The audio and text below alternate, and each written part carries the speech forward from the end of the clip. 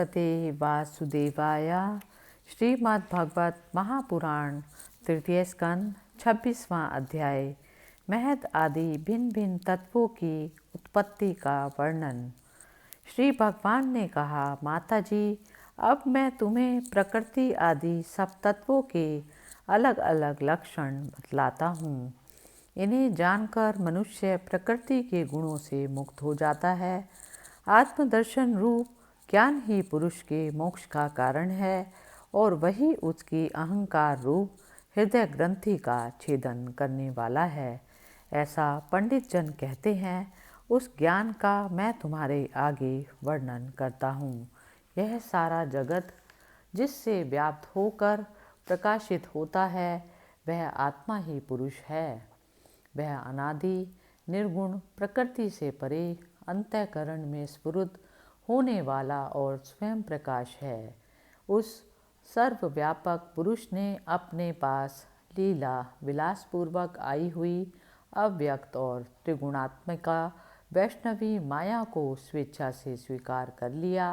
लीलापरायण प्रकृति अपने सत्वादि गुणों द्वारा उन्हीं के अनुरूप प्रजा की सृष्टि करने लगी। यह देख पुरुष ज्ञान को आच्छादित करने वाली उसकी आवरण शक्ति से मोहित हो गया, अपने स्वरूप को भूल गया। इस प्रकार अपने से भिन्न प्रकृति को ही अपना स्वरूप समझ लेने से पुरुष प्रकृति के गुणों द्वारा किए जाने वाले कर्मों में अपने को ही कर्ता मानने लगा। इस कर्तृत्व अभिमान से ही अकर्ता, स्वाधीन, साक्षी और आनंद स्वरूप पुरुष को जन्म मृत्यु रूप बंधन एवं परतंत्रता की प्राप्ति होती है। कार्य रूप शरीर, कारण रूप इंद्रिया और कर्ता रूप इंद्रिया आदि अधिष्ठात देवताओं में पुरुष जो अपनेपन का आरोप कर लेता है, उसमें पंडित जन प्रकृति को ही कारण मानते हैं तथा वास्तव में प्रकृति से परे होकर भी जो प्रकृतिस्थ हो रहा है, उस पुरुष को सुख दुखों के भोगने में कारण मानते हैं। देव आहुति ने कहा, पुरुषोत्तम, इस विश्व के स्थूल सूक्ष्म कार्य जितने स्वरूप हैं तथा जो इसके कारण हैं, उन प्रकृति और पुरुष का लक्षण भी आप मुझसे कहिए। श्री भगवान ने कहा, जो त्रिगुणात्मक अव्यक्त नित्य और कार्य कारण रूप है तथा स्वयं निर्विशेष होकर भी संपूर्ण विशेष धर्मों का आश्रय है, उस प्रधान नामक तत्व को ही प्रकृति कहते हैं। 5 महाभूत, 5 तन्मात्रा, 4 अंतःकरण और 10 इंद्रियां, इन 24 तत्वों के समूह को विद्वान लोग प्रकृति का कार्य मानते हैं। पृथ्वी, जल, तेज, वायु और आकाश, ये 5 महाभूत हैं। गंध, रस, रूप, स्पर्श और शब्द, ये 5 तन्मात्र माने गए हैं। श्रोत्र, त्वचा, चक्षु, रसना, नासिका, वाक, पाणि, पाद, उपस्थ और पायु, ये 10 इंद्रियां हैं। मन, बुद्धि, चित्त और अहंकार, इन 4 के रूप में एक ही अंतःकरण अपनी संकल्प, निश्चय, चिंता और अभिमान रूपा 4 प्रकार की वृत्तियों से लक्षित होता है। इस प्रकार तत्वज्ञानी पुरुषों ने सगुण ब्रह्म के सन्निवेश स्थान इन 24 तत्वों की संख्या बतलाई है। इसके सिवा जो काल है वह 25वां तत्व है। कुछ लोग काल को पुरुष से भिन्न तत्व न मानकर पुरुष का प्रभाव अर्थात ईश्वर की संहारकारिणी शक्ति बताते हैं, जिससे माया के कार्य रूप देह आदि में आत्मत्व का अभिमान करके अहंकार से मोहित और अपने को कर्ता मानने वाले जीव को निरंतर भय लगा रहता है। मनुपुत्री, जिनकी प्रेरणा से गुणों की साम्यावस्था रूप निर्विशेष प्रकृति में गति उत्पन्न होती है, वास्तव में वे पुरुष रूप भगवान ही काल कहे जाते हैं। इस प्रकार जो अपनी माया के द्वारा सब प्राणियों के भीतर जीव रूप से और बाहर काल रूप से व्याप्त है, वे भगवान ही 25वें तत्व हैं।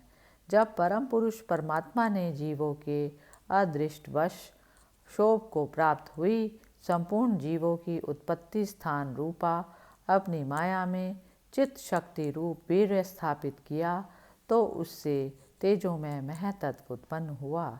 लय विक्षेप आदि रहित तथा जगत के अंकुर रूप इस महतत्व ने अपने में स्थित विश्व को प्रकट करने के लिए अपने स्वरूप को आच्छादित करने वाले प्रलयकालीन अंधकार को अपने से ही तेज से पी लिया।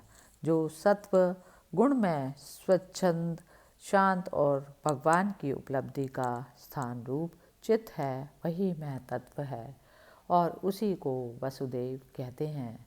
जिस प्रकार पृथ्वी आदि अन्य पदार्थों के संसर्ग से पूर्व जल अपनी स्वाभाविक अवस्था में अत्यंत स्वच्छंद विकार शून्य एवं शांत होता है, उसी प्रकार अपनी स्वाभाविकी अवस्था की दृष्टि से स्वच्छत्व अविकारित्व और शांतत्व ही वृत्तियों सहित चित्त का लक्षण माना गया है।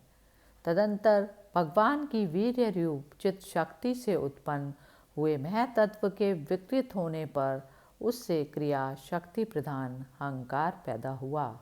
वह वैकारिक तेजस और तामस भेद से 3 प्रकार का है। उसी से मन इंद्रियों और पंच महाभूतों की उत्पत्ति हुई। इस भूत इंद्रिय और मन रूप अहंकार को ही पंडित जन साक्षात संकर्षण नामक सहस्र सिर वाले अनंत देव कहते हैं। इस अहंकार का देवता रूप से कर्तृत्व, इंद्रिय रूप से करणत्व और पंचभूत रूप से कार्यत्व लक्षण है तथा सत्वादि गुणों के संबंध से शांतत्व, घोरत्व और मूढ़त्व भी इसी के लक्षण हैं। 3 प्रकार के अहंकार में से वैकारिक अहंकार के विकृत होने पर उससे मन हुआ, जिसके संकल्प विकल्पों से कामनाओं की उत्पत्ति हुई। यह मनस्तत्व ही इंद्रियों के अधिष्ठाता अनिरुद्ध के नाम से प्रसिद्ध है। योगी जन शरतकालीन नीलकमल के समान श्याम वर्ण वाले इन अनिरुद्ध जी की शनै शनै मन को वशीभूत करके आराधना करते हैं। साध्वी फिर तेजस अहंकार में विकार होने पर उससे बुद्धि तत्व उत्पन्न हुआ। वस्तु का स्फुरण रूप विज्ञान और इंद्रियों के व्यापार में सहायक होना, पदार्थों का विशेष ज्ञान करना, ये बुद्धि के कार्य हैं। वृत्तियों के भेद से संशय, विपर्य, विपरीत ज्ञान, निश्चय, स्मृति और निद्रा भी बुद्धि के ही लक्षण हैं। यह बुद्धि तत्व ही प्रद्युम्न है। इंद्रियां भी तेजस अहंकार का ही कार्य हैं। कर्म और ज्ञान के विभाग से उनके कर्मेंद्रियां और ज्ञानेंद्रियां 2 भेद हैं। इनमें कर्म प्राण की शक्ति है और ज्ञान बुद्धि की। भगवान की चेतन शक्ति की प्रेरणा से तमस अहंकार के विकृत होने पर उससे शब्द तन्मात्र का प्रादुर्भाव हुआ। शब्द तन्मात्र से आकाश तथा शब्द का ज्ञान कराने वाली श्रोतेंद्रिया उत्पन्न हुई। अर्थ का प्रकाशक होना, ओट में खड़े हुए वक्ता का भी ज्ञान करा देना और आकाश का सूक्ष्म रूप होना, विद्वानों के मत में यही शब्द के लक्षण हैं। भूतों को अवकाश देना, सबके बाहर भीतर वर्तमान रहना तथा प्राण इंद्रिय और मन का आश्रय होना, ये आकाश के वृत्ति रूप लक्षण हैं। फिर शब्द तन्मात्र के कार्य आकाश में कालगति से विकार होने पर स्पर्श तन्मात्र हुआ और उससे वायु तथा स्पर्श का ग्रहण कराने वाली त्वगिंद्रिया त्वचा उत्पन्न हुई।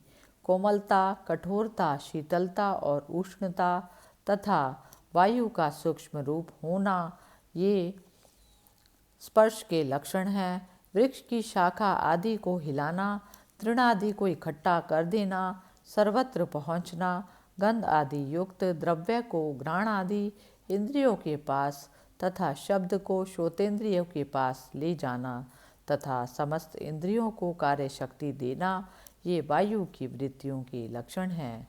उसके बाद देव की प्रेरणा से स्पर्श तन्मात्र विशिष्ट वायु के विकृत होने पर उससे रूप तन्मात्र हुआ तथा उससे तेज और रूप को उपलब्ध कराने वाली नेतेंद्रिय का प्रादुर्भाव हुआ। साध्वी वस्तु के आकार का बोध कराना, गौण होना, द्रव्य के अंग रूप से प्रतीत होना, द्रव्य का जैसा आकार, प्रकार और परिमाण आदि हो उसी रूप में उपलक्षित होना तथा तेज का स्वरूप भूत होना, ये सब रूप तन्मात्र की वृत्तियां हैं। चमकना, पकाना, शीत को दूर करना, सुखाना, भूख प्यास पैदा करना और उनकी निवृत्ति के लिए भोजन एवं जलपान कराना, ये तेज की वृत्तियां हैं। फिर दैव की प्रेरणा से रूप तन्मात्र में तेज के विकृत होने पर उससे रस तन्मात्र हुआ और उससे जल और रस को ग्रहण कराने वाली रसेंद्रिया जिव्या उत्पन्न हुई। रस अपने शुद्ध स्वरूप में एक ही है, किंतु अन्य भौतिक पदार्थों के संयोग से वह कसैला, मीठा, तीखा, कड़वा, खट्टा और नमकीन आदि कई प्रकार का हो जाता है। गीला करना, मिट्टी आदि को पिंडाकार बना देना, तृप्त करना, जीवित रखना, प्यास बुझाना, पदार्थों को मृदु कर देना, ताप की निवृत्ति करना और कूप आदि में से निकाल लिए जाने पर भी वहाँ बार बार पुनः प्रकट हो जाना, ये जल की वृत्तियाँ हैं। इसके पश्चात दैव प्रेरित रस रूप जल के विकृत होने पर उससे गंध तन्मात्र हुआ और उससे पृथ्वी तथा गंध को ग्रहण कराने वाली घ्राणेन्द्रियाँ प्रकट हुई। गंध एक ही है, तथापि परस्पर मिले हुए द्रव्य भागों की न्यून अधिकता से वह मिश्रित गंध, दुर्गंध, सुगंध, मृदु, तीव्र और अम्ल आदि अनेक प्रकार की हो जाती है। प्रतिमादि रूप से ब्रह्म की साकार भावना का आश्रय होना, जल आदि कारण तत्वों से भिन्न किसी दूसरे आश्रय की अपेक्षा किए बिना ही स्थित रहना, जल आदि अन्य पदार्थों को धारण करना, आकाश आदि का अवच्छेदक होना, घटाकाश मठाकाश का आदि भेदों को सिद्ध करना तथा परिणाम विशेष से संपूर्ण प्राणियों के स्त्रीत्व, पुरुषत्व आदि गुणों को प्रकट करना, ये पृथ्वी के कार्य रूप लक्षण हैं। आकाश का विशेष गुण शब्द, जिसका विशेष है वह श्रोतेंद्रियाँ, वायु का विशेष गुण स्पर्श, जिसका विषय है त्वगेंद्रियाँ, तेज का विशेष गुण जिसका विषय है वह नेतेंद्रियाँ, जल का विशेष गुण रस, जिसका विषय है रसेंद्रिया, और पृथ्वी का विशेष गुण गंध, जिसका विषय है घ्राणेन्द्रियाँ। वायु आदि कार्य तत्वों में आकाश आदि कारण तत्वों के रहने से उनके गुण भी अनुगत देखे जाते हैं। इसलिए समस्त महाभूतों के गुण स्पर्श, शब्द, रूप, रस और गंध केवल पृथ्वी में ही पाए जाते हैं। जब महतत्व, अहंकार और पंचभूत ये 7 तत्व परस्पर मिल न सके, पृथक पृथक ही रह गए, तब जगत के आदि कारण श्री नारायण ने काल अदृष्ट और सत्वादि गुणों के सहित उनमें प्रवेश किया। फिर परमात्मा के प्रवेश से शुद्ध और आपस में मिले हुए इन तत्वों से एक जड़ अंड उत्पन्न हुआ। उस अंड से इस विराट पुरुष की अभिव्यक्ति हुई। इस अंड का विशेष है, इसी के अंतर्गत श्री हरि के स्वरूपभूत 14 भुवनों का विस्तार है। यह चारों ओर से क्रमशः एक दूसरे से 10 गुने जल, अग्नि, वायु, आकाश, अहंकार और महतत्व इन 6 आवरणों से घिरा है। इन सब के बाहर 7वां आवरण प्रकृति का है। कारण में जल में स्थित तथा उत्तेजों में अंड से उठकर उस विराट पुरुष ने पुनः उसमें प्रवेश किया और फिर उसमें कई प्रकार के छिद्र किए। सबसे पहले उसमें मुख प्रकट हुआ, उससे वाक इंद्रियाँ और उसके अनंतर वाक का अधिष्ठाता अग्नि उत्पन्न हुआ। फिर नाक के छिद्र से नथुने प्रकट हुए, उनसे प्राण सहित घ्राणेन्द्रियाँ उत्पन्न हुई। घ्राण के बाद उसका अधिष्ठाता वायु उत्पन्न हुआ।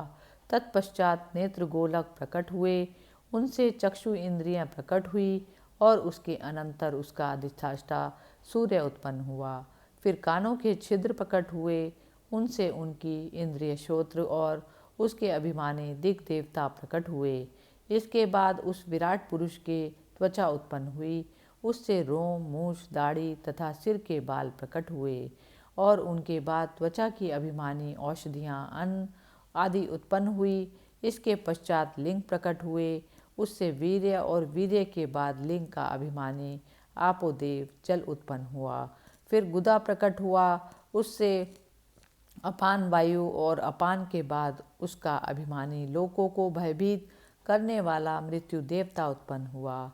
उसके बाद हाथ प्रकट हुआ, उनसे बल और बल के बाद हस्तेंद्रिय का अभिमानी इंद्र उत्पन्न हुआ। फिर चरण प्रकट हुए, उनसे गति गमन की क्रिया और फिर पादेंद्रियां अभिमानी विष्णु देवता उत्पन्न हुआ।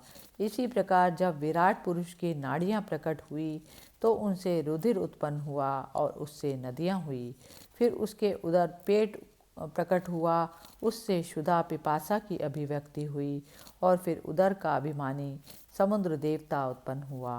तत्पश्चात उसके हृदय प्रकट हुआ, हृदय से मन का प्राकट्य हुआ, मन के बाद उसका अभिमानी देवता चंद्रमा हुआ। फिर चंद्रमा से हृदय से ही बुद्धि और उसके बाद उसका अभिमानी ब्रह्मा हुआ। तत्पश्चात अहंकार और उसके अनंतर उसका अभिमानी रुद्र देवता उत्पन्न हुआ। इसके बाद चित्त और उसका अभिमानी क्षेत्रज्ञ प्रकट हुआ। जब ये क्षेत्रज्ञ के अतिरिक्त सारे देवता उत्पन्न होकर भी विराट पुरुष को उठाने में असमर्थ रहे तो उसे उठाने के लिए क्रमशः फिर अपने अपने उत्पत्ति स्थानों में प्रकट होने लगे। अग्नि ने वाणी के साथ मुख में प्रवेश किया, परंतु इससे विराट पुरुष न उठा। वायु ने घ्राणेन्द्रिय के सहित नासा छिद्रों में प्रवेश किया, फिर भी विराट पुरुष न उठा। सूर्य ने चक्षु के सहित नेत्रों में प्रवेश किया, तब भी विराट पुरुष न उठा। दिशाओं ने श्रवणेन्द्रियों के सहित कानों में प्रवेश किया, तो भी विराट पुरुष न उठा। औषधियों ने रोमों के सहित त्वचा में प्रवेश किया, फिर भी विराट पुरुष न उठा। जल ने वीर्य के साथ लिंग में प्रवेश किया, तब भी विराट पुरुष न उठा। मृत्यु ने अपान के साथ गुदा में प्रवेश किया, फिर भी विराट पुरुष न उठा। इंद्र ने बल के साथ हाथों में प्रवेश किया, परंतु इससे भी विराट पुरुष न उठा। विष्णु ने गति के सहित चरणों में प्रवेश किया, तो भी विराट पुरुष न उठा। नदियों ने रुधिर के सहित नाड़ियों में प्रवेश किया, तब भी विराट पुरुष न उठा। समुद्र ने क्षुधा पिपासा के सहित उदर में प्रवेश किया, फिर भी विराट पुरुष न उठा। चंद्रमा ने मन के सहित हृदय में प्रवेश किया, तो भी विराट पुरुष न उठा। ब्रह्मा ने बुद्धि के सहित हृदय में प्रवेश किया, तब भी विराट पुरुष न उठा। रुद्र ने अहंकार के सहित उसी हृदय में प्रवेश किया, तो भी विराट पुरुष न उठा। किंतु जब चित्त के अधिष्ठाता क्षेत्रज्ञ ने चित्त के सहित हृदय में प्रवेश किया, तो विराट पुरुष उसी समय जल से उठकर खड़ा हो गया। जिस प्रकार लोक में प्राण, इंद्रिय, मन और बुद्धि आदि चित्त के अधिष्ठाता क्षेत्रज्ञ की सहायता के बिना सोए हुए प्राणी को अपने बल से नहीं उठा सकते, उसी प्रकार विराट पुरुष को भी वे क्षेत्रज्ञ परमात्मा के बिना नहीं उठा सके। अतः भक्ति, वैराग्य और चित्त की एकाग्रता से प्रकट हुए ज्ञान के द्वारा उस अंतरात्म स्वरूप क्षेत्रज्ञ को इस शरीर में स्थित जानकर उसका चिंतन करना चाहिए। इस प्रकार श्रीमद् भगवत महापुराण के तृतीय स्कंद का 26वां अध्याय समाप्त हुआ। हरि ओम तत्सत।